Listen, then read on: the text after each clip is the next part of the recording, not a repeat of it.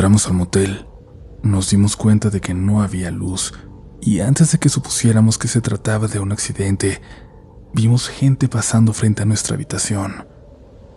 Parecían vestir como monjes, no dejaban ver sus rostros. Nos dimos cuenta de que no debíamos estar ahí, pero ya no teníamos salida.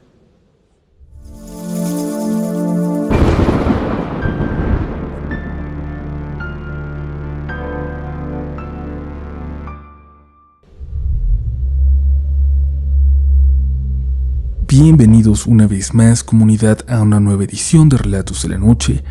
Hoy visitaremos moteles embrujados.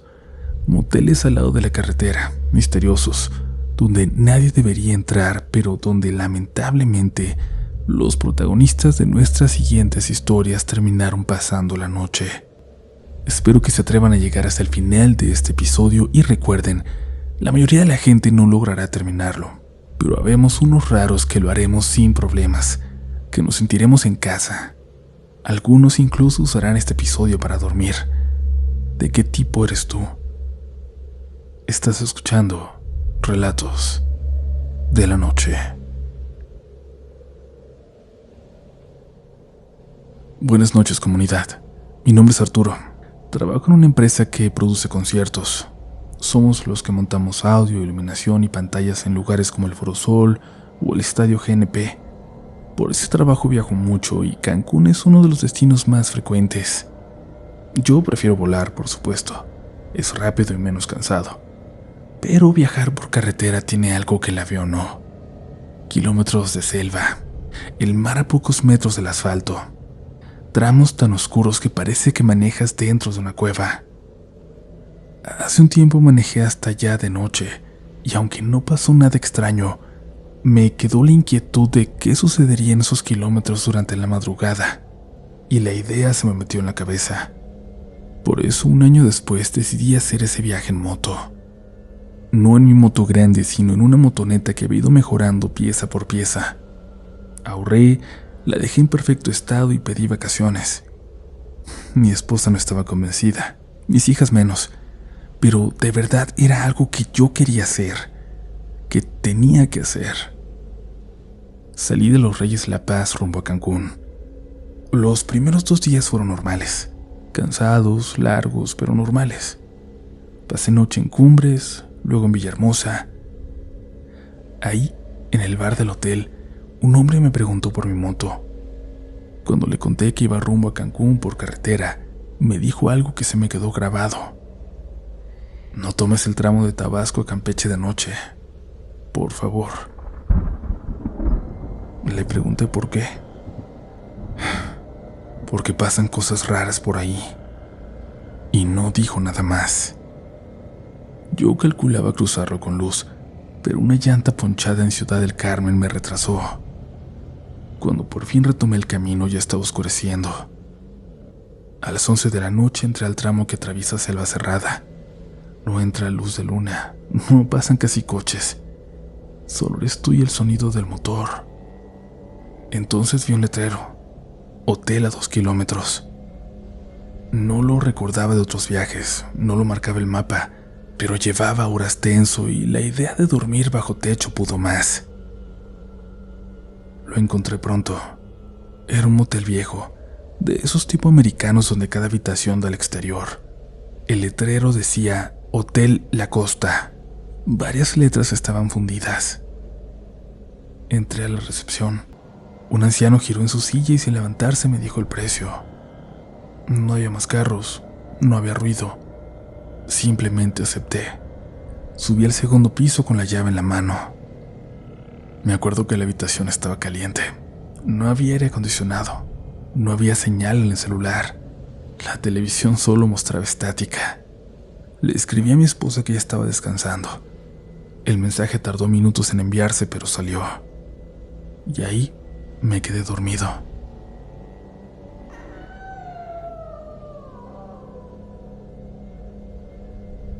A las 2:47 de la madrugada me despertó un grito. Era un grito de mujer. Me senté en la cama. Silencio.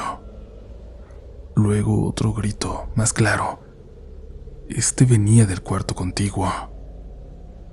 Entonces escuché cómo se rompía un vidrio y algo pesado caía al agua. La habitación daba una alberca trasera y me acerqué a la ventana. Vi algo.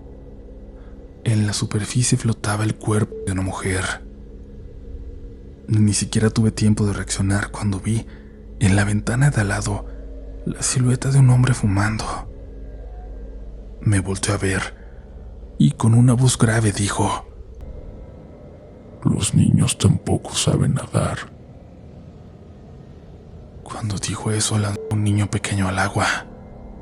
En ese momento no pensé. Corrí hacia la puerta, bajé las escaleras. La recepción estaba cerrada con llave. Me asomé por la ventana. Por dentro se veía abandonado.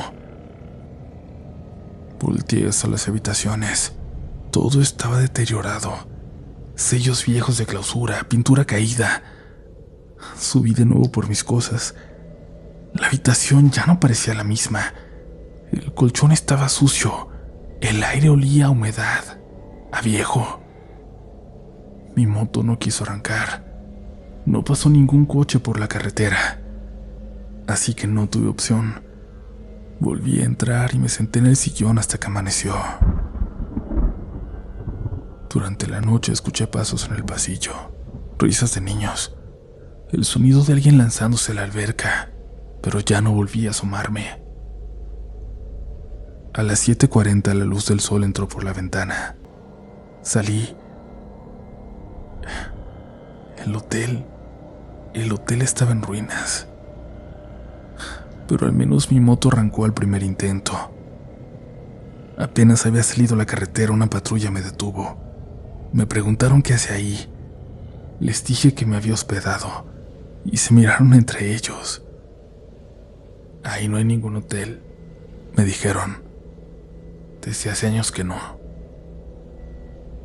Les dije que no les creía y creo que me vieron tan pálido, tan afectado, que no querían decirme nada más. Me pidieron que continuara mi camino, pero insistí. ¿Cómo diablos que no había hotel? Hasta entonces me dijeron que hacía 5 años, si mal no recordaban, un matrimonio con sus 2 hijos se hospedaron ahí.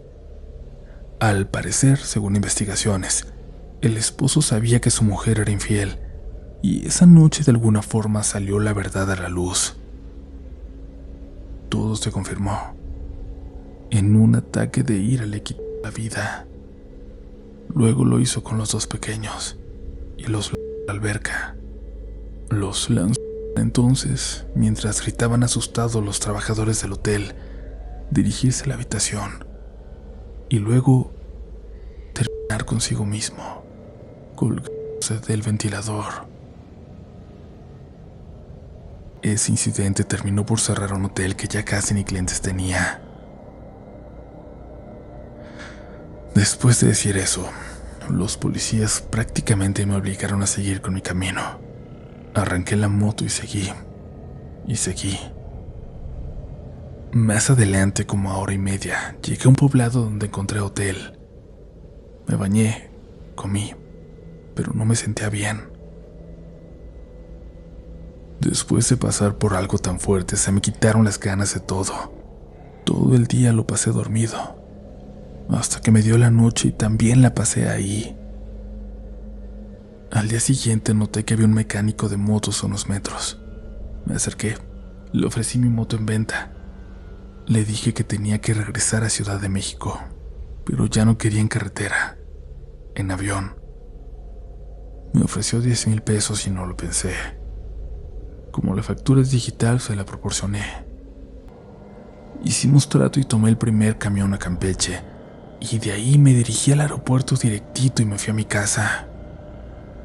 Extrañé mi moto, sí, pero sentí que tenía que deshacerme de ella.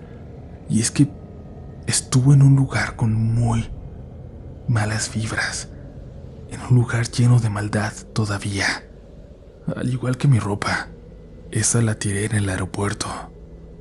Solo llegué a mi casa con lo que traía puesto, que igual, al llegar lo tiré. Quise deshacerme de todo lo que estuvo en ese lugar. Me gustaría también poder tirar esa parte de mi memoria. Espero de verdad que te guste mi relato, que lo creas y lo puedas compartir.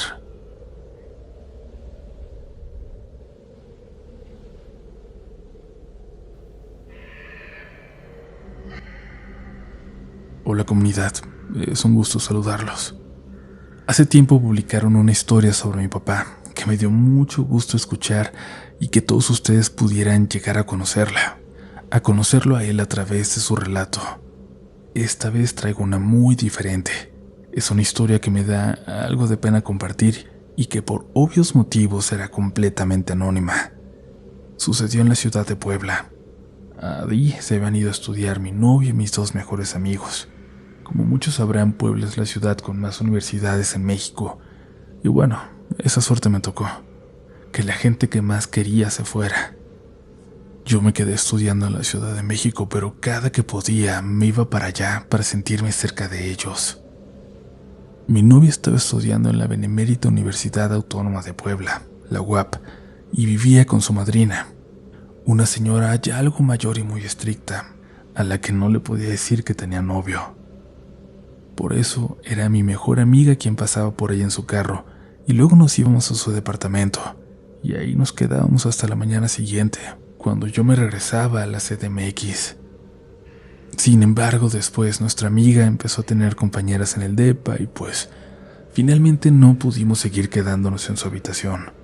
Así que con algo de pena, debo decir que para nuestro aniversario, una noche en la que íbamos a cenar y luego la llevaría a su casa, decidimos buscar un motel. Era martes 13. Luego, entre comillas, la fui a llevar. Se escapó por la ventana y buscamos un lugar cerca de su casa, por si le llamaba a su madrina, por si se daba cuenta o lo que fuera, por si tenía que volver pronto. No es para nada la zona más popular en la ciudad, pero como en todos lugares, nunca falta un motel donde estar. Tomamos un taxi de aplicación que nos llevó a uno cerca. Y con motel me refiero a esos lugares donde puedes alquilar habitaciones por hora, para parejas, donde entras con tu carro y cada habitación tiene un garage para la privacidad de los que acuden. Creo que se les llama diferente en otros lugares, pero ustedes entienden, ¿no?, qué tipo de lugar era.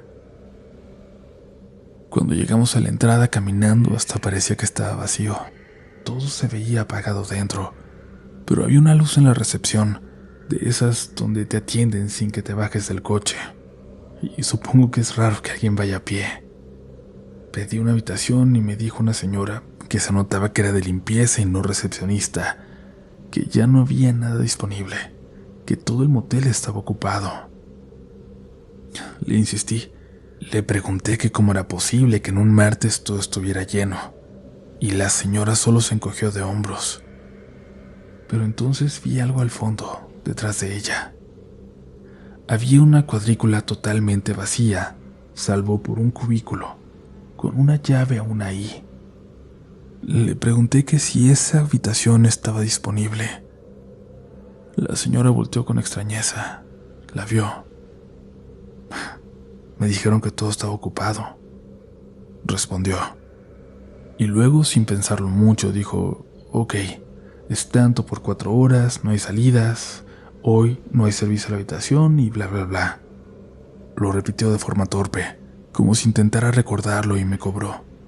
Y cuando volteé sonriente hacia mi novia, porque creía haber solucionado un problema, su cara era muy nerviosa. No estaba segura de estar ahí. Estaba oscuro, se veía raro, no parecía haber nadie. Todas las luces se veían apagadas.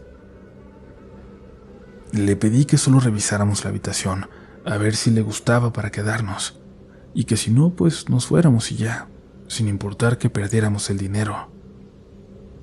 Nuestra habitación estaba cerca de la entrada, así que avanzamos solo unos metros y llegamos.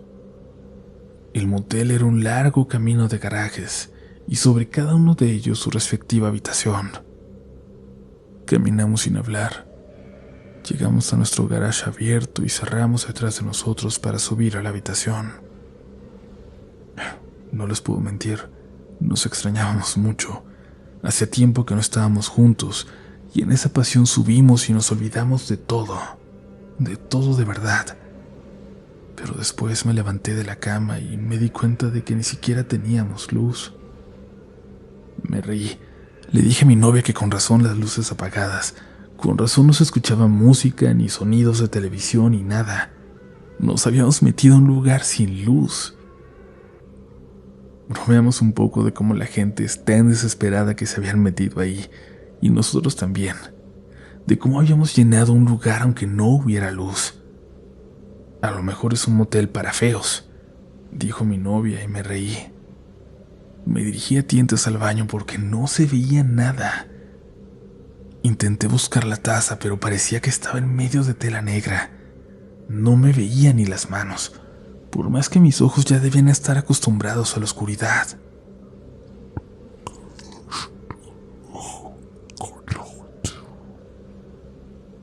Sentí algo cerca de mi oído, como si alguien hubiera hablado al lado de mí.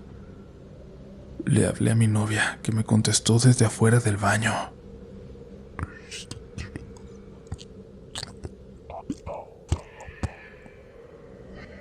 Volví a escuchar algo. Me apuré a salir. Mi novia dijo que no aguantaba la oscuridad y se acercó a tientas a la ventana para intentar abrir la cortina. Pero apenas la había levantado unos centímetros, la cerró de nuevo. La cerró rápido. Le pregunté qué pasaba, pero no me contestaba.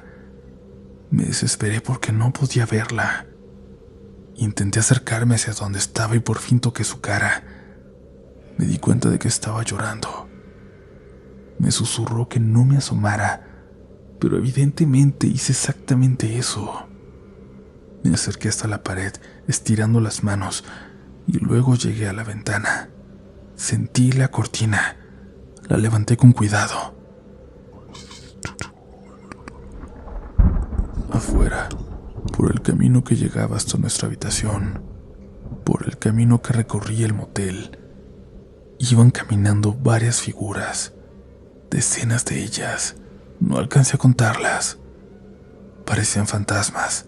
Llevaban trajes como de monjes y no se veían las caras. Afuera también estaba muy oscuro, aunque estaba a campo abierto, y lo peor fue cuando intenté buscar la caseta de la recepción. Estaba esperando a que hubiera luz, pero la caseta ya estaba cerrada, apagada, con la pluma de acero abajo también. Me di cuenta en ese momento de que no debíamos estar ahí, de que nos habían dejado entrar por error, y eso me aterraba, pero aún más el pensar que nos hubieran dejado entrar a propósito, con alguna razón, que quisieran que estuviéramos ahí. Y empecé a sentirlo más porque de pronto varias de las figuras se detuvieron específicamente frente a la puerta de nuestro garage, de nuestra habitación. Volví a bajar la cortina.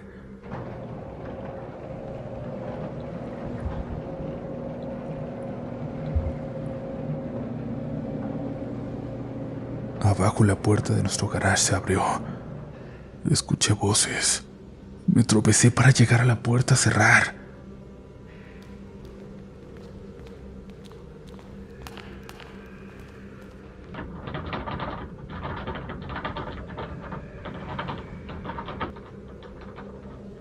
Mi novia entendió que había que quedarnos callados y esperamos. Luego los pasos se alejaron por las escaleras, volvieron al garage. Me moví muy lentamente para ver de nuevo por la ventana.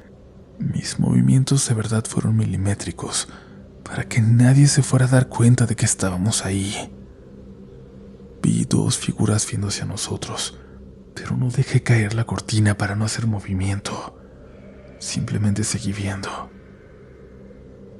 Y después de unos segundos, siguieron caminando para continuar el camino que seguían los demás, hacia el fondo del motel.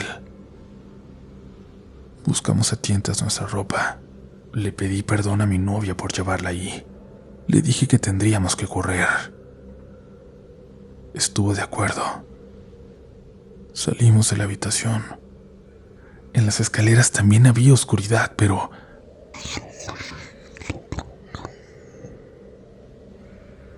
Cuando salíamos volteé y juraría que en la oscuridad había una figura ahí, dentro de la habitación de la que acabábamos de salir.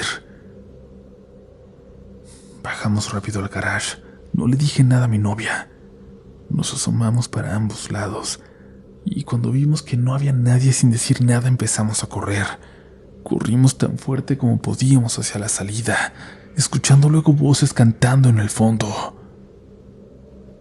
Al salir del motel por fin vimos calle abajo, una avenida grande donde seguramente al llegar estaríamos a salvo, pero algo me dijo que no debíamos ir ahí, que no íbamos a alcanzar. En lugar de bajar hacia allá pensé en otra cosa. Había un terreno baldío casi enfrente del motel, muy cerca, y jalé a mi novia hacia allá. Nos escondimos detrás de un matorral. Ahí nos tiramos para ver. En eso un coche salió a toda velocidad del motel y aceleró hacia la avenida. No sé si iban por nosotros, pero nos quedamos ahí esperando casi una hora, escondidos, hasta que tuvimos valor de salir. Jamás me había sentido tan mal con mi novia. Sentí que la puse en peligro por mi calentura.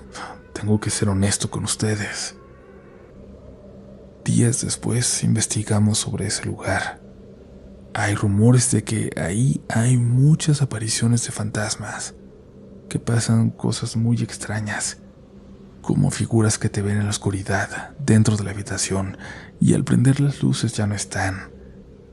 Pero no hay ninguna información sobre sectas, y yo sé que eso fue lo que vi. De eso estoy seguro. De lo paranormal, de las voces en el baño, de la figura mirando desde la habitación cuando nos íbamos, pues tengo que dudar.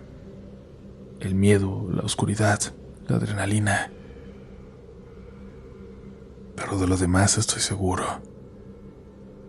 Por el resto de nuestra relación me la pasé disculpándome con mi novia por ese evento, y hoy que ya no somos nada, me pregunto si me perdonó en algún momento de verdad. Esa noche estuvo en riesgo su vida, la mía, lo sé.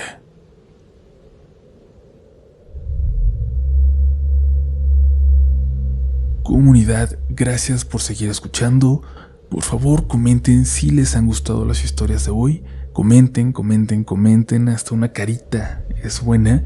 Nos ayuda mucho saber si les está gustando el episodio, si les gustan los temas, la duración o si hay algo que tenemos que mejorar. Recuerden que aún hoy, si compran en Amazon su libro de relatos de la noche, les llega para este 14 de febrero. Yo creo que es un gran regalo para alguien con quien compartan este gusto, esta pasión por las historias de terror. Les dejo el enlace como siempre en la descripción, así como a todas nuestras redes sociales para que nos sigan por allá.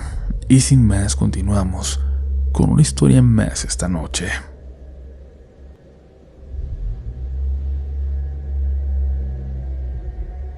Hola comunidad, me llamo Marlene Herrera y soy seguidora del programa desde hace años. Prefiero mantener en anonimato el lugar exacto, pero esto pasó en Querétaro, cuando cursaba segundo semestre de medicina. Recuerdo que había sido un semestre particularmente pesado. Yo iba en la Facultad de Medicina de la Universidad de Querétaro. Además, por cuestiones familiares tuvimos que mudarnos de urgencia y conseguimos una casa en renta porque mis papás conocían al dueño. Cuando fuimos a verla todavía tenía muebles y cosas de la familia anterior. El dueño dijo que se habían ido por deudas y que habían dejado todo. Lo raro era que no solo habían dejado muebles, también ropa, papeles, incluso platos con restos de comida seca en la mesa, como si se hubieran ido de repente. Pero, comunidad, lo que más me inquietó de todo fue una habitación al fondo, junto a la cocina. Tenía candado. El dueño dijo que esa no se podría abrir por ningún motivo, que la usaba como bodega y que en unos meses iría por sus cosas. A mí no me gustó ese detalle, pero la urgencia pudo más. Nos mudamos una semana después. Desde el primer día la casa se sentía distinta cuando la fuimos a ver. No sé explicarlo bien. No era miedo inmediato, era tristeza. Y por ejemplo, la sala y el patio siempre estaban más fríos que el resto de la casa. Mi perrita, una French Poodle Mini Toy, empezó a comportarse extraño también. Se quedaba viendo esquinas vacías, gruñía bajito y luego corría a esconderse. A veces se quedaba ladrando justo a donde estaba la habitación sellada. Yo me quedaba estudiando hasta tarde. En época de parciales me daban las 2 o 3 de la mañana despierta. Y a esa hora comenzaba. Se escuchaba claramente en el patio alguien arrastrando algo muy pesado, lento, como metal contra cemento. Y a veces también un tintineo de cadenas. Sí, yo sé cómo suena eso, pero les juro que no era mi imaginación. No era viento, era un sonido definido, totalmente claro. Siempre cuando yo era la única despierta. Nunca me atreví a asomarme. Me limitaba a quedarme quieta, subir el volumen de mis audífonos y rezar en silencio. Y siempre después de unos minutos el sonido se detenía. Y eso pasó varias noches. Con el tiempo empecé a sentirme diferente, triste sin motivo, irritable. Mis papás comenzaron a discutir más de lo normal. La casa parecía afectar todo. Pero lo que terminó de romperme ocurrió una tarde. Estaba solo en la cocina lavando trastes. Había sol todavía. No había música, no había viento, no había nadie. De pronto sentí como la temperatura bajó de golpe y luego sentí algo en mi tobillo. Dedos largos, fríos, muy fríos. No fue un roce, no fue mi imaginación. Fue una presión clara que me sostuvo por un segundo, que me apretó antes de soltarme. Solté la taza que tenía en la mano. Se hizo pedazos y salí corriendo al patio delantero. Me quedé ahí sentada, llorando hasta que llegó mi mamá. No había dicho nada hasta entonces. Me había aguantado porque necesitábamos un lugar donde vivir, pero ahí ya conté todo. Pensé que no me iban a creer, pero mi mamá me dijo algo que yo no esperaba. Yo también quiero irnos. Nos mudamos esa misma semana. Perdimos dinero, pero no nos importó. Pasamos menos de 3 meses ahí. La habitación sellada nunca se abrió.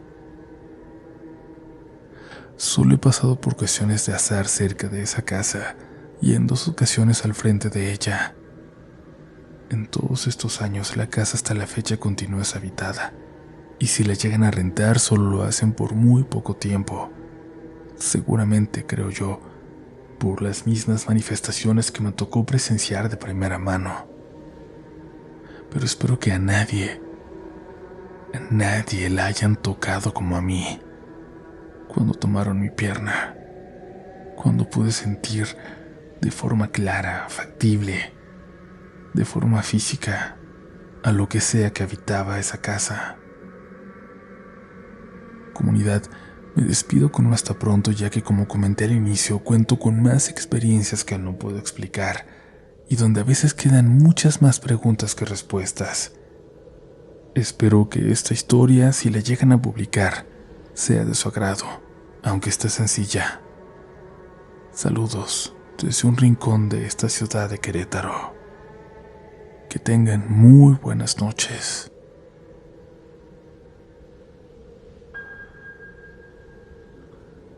Querida comunidad, únicamente quiero decirles que pronto, muy pronto, viene una historia que pinta para ser una saga. Estamos en la última etapa de preguntas con la persona que nos ha compartido su historia, porque queremos que tenga un panorama muy amplio, no solo de lo que ocurrió y del contexto, sino también de cómo está la situación ahora, de qué consecuencias han tenido los terribles hechos que vamos a narrarles. Únicamente les voy a pedir su opinión respecto a una cosa. ¿Les gustaría que fuera en 3 partes para irla descubriendo poco a poco, o que aparezca de una sola vez en un episodio extra largo? Y esto es muy importante porque mucha gente lo prefiere de una de las dos maneras, así que les voy a pedir que se manifiesten con sus comentarios para que nos digan de qué forma lo prefieren. Los vamos a leer con atención y estén atentos, porque se vienen grandes episodios de Relatos de la Noche. Que estén bien, que duerman profundo y que nada malo vele sus sueños. Hasta pronto.